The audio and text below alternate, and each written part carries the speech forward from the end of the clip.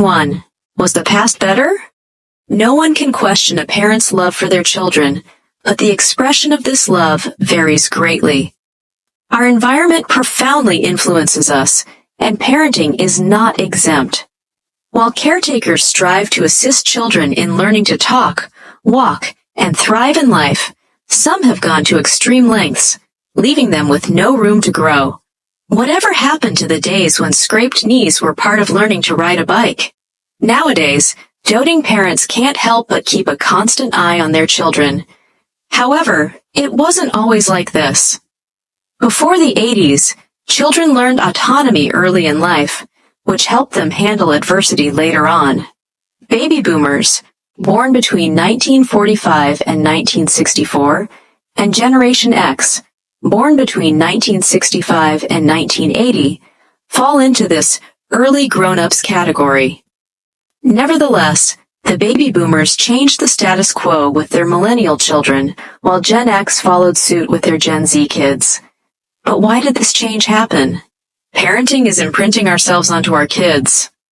We can trace this shift in parenting style to the ideas that gained popularity between 1983 and 1984. The widespread news about child abduction made parents acutely aware of the dangers posed by strangers. While the education system highlighted declining literacy rates in America, the self-esteem movement emerged, emphasizing individuality more than academic achievement. This societal shift has resulted in the rise of millennials and a participation trophy mindset, leading to an unmotivated generation that values minimum effort. If this resonates with your own experiences or those of your parents, follow us deep down the parenthood iceberg. Our upbringing can reveal a lot about ourselves, so if you intend to become a parent, why not take this opportunity to make informed choices from the beginning? Shall we start? Key point 2. Aboard the parenting helicopter. While millennials may have been the first helicopter generation, their boomer parents were definitely not the pioneers of overcaring. The legend says that back in 1899, the mother of General Douglas MacArthur, a renowned leader in American history, moved to West Point Academy to oversee his studies.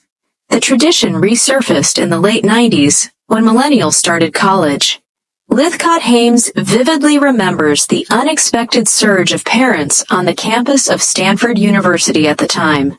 The incoming first-year students depended on their parents to solve problems, make decisions, and seek opportunities for them. This behavior became so apparent that those students were soon dubbed college kids instead of college students. Let's take a closer look at the boomers to understand their motivations.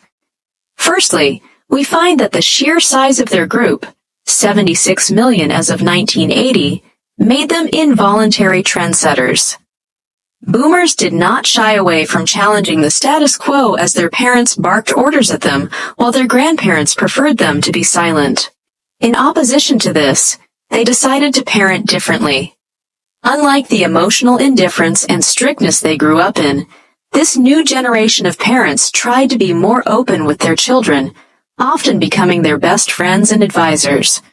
While their parents maintained a negligent approach, boomers established much closer supervision over their kids. In other words, society transitioned from emotionally distant to emotionally present parenting, and from a hands-off approach to a more active and controlling one. On top of that, hierarchy and structure replaced adherence, while the sexual revolution gave way to authority. As family dynamics gradually shifted, they also affected societal processes. Dual-income earning households gained popularity, leading to a steep increase in divorce rates and a greater emphasis on spending quality time with kids. Maybe those champions of self-actualization, the boomers, did so much for their kids that their kids have been robbed of a chance to develop a belief in their own selves. Julie Lythcott-Haims. Boomers carried on with their tendency to challenge authority and champion free thinking. But as time passed and their kids became parents, the problem with millennials' upbringing jumped out. Like their boomer caretakers, They pursued a similar parental vision, but took it to an extreme with the helicopter parenting tradition. The long-term effect of helicopter parenting is existential incompetence on the part of the kids. Key point 3. Too much care is no care at all. We all want our children to be successful and respected in life. However, when the helicopter view enters the frame, they are more likely to succeed despite the excessive care rather than because of it. In truth, helicopter parents unintentionally deprive their children of the space needed to express themselves and grow their self-efficacy. Speaking of self-efficacy, the creative mindset is an integral part of it, especially in times of rapid technological advancement.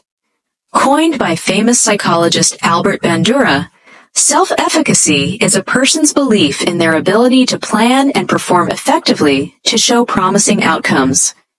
In other words, we can't succeed without taking risks, and overwhelming parenting usually keeps children from doing exactly that. Upbringing implies growth, but parental fears can hinder the child's organic development. Ironically, the families that are likely to indulge in helicopter parenting are the ones who can afford a little flying apparatus. Jokes aside, middle and upper middle class parents struggle the most to get their kids off their minds. With more financial flexibility, they can afford to spend time with their children. However, irrational worries can have side effects, leading parents to invade their kids' personal space. This negatively impacts children and takes a toll on the mental well-being of adults, who, driven by fear, find overparenting emotionally draining. As a result, neither party has time for themselves, despite their undeniable love for each other. Biologically, parents are wired to keep their child safe, but today's overcaring tendency turned this instinct into hypervigilance. Children must explore the world with its dangers and risks to become self-efficient for themselves and others. Despite our desire to shield them from all evil, our competency ends where kids' privacy begins. It's a harsh truth, but there are ways to accommodate it. Next time you feel like overprotecting your child, ask yourself these 3 questions. To what end? Usually, parents are afraid not of the actual harm, but of what might happen, which can make them paranoid. Such behavior can ruin the parent-child relationship, and it's essential to remember this. Not only that, but kids can also develop the stranger danger syndrome, causing them to avoid necessary human interaction after being taught to be wary of all strangers. How can I teach necessary skills to my child while protecting them? Remember, the more your child can explore their independence and the outside world, the less likely they are to become victims due to inexperience. How can I teach them to be autonomous?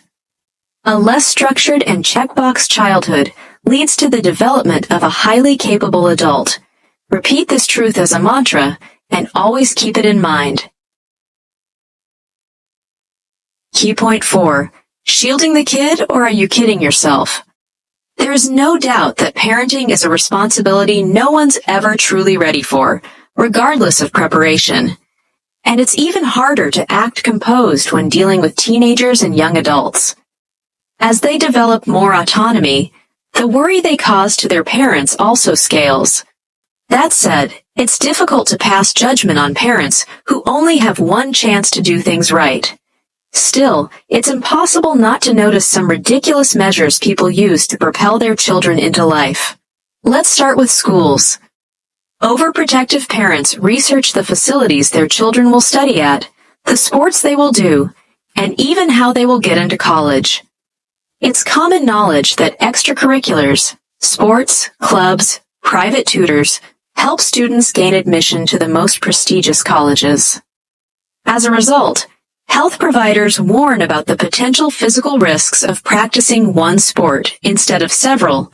According to research, such specialization can lead to overtraining and acute traumas. Studies also show that intense engagement in individual sports continues to increase despite these health risks. While obsessing over a child's academic success completely overlooks risks for physical health, Butting in their primary responsibilities undermines their autonomy. Helicopter parenting is a double-edged sword. It helps keep children safe, but can endanger their long-term well-being and potential. Stepping into their children's shoes, parents rarely understand the detrimental risks they impose on their future.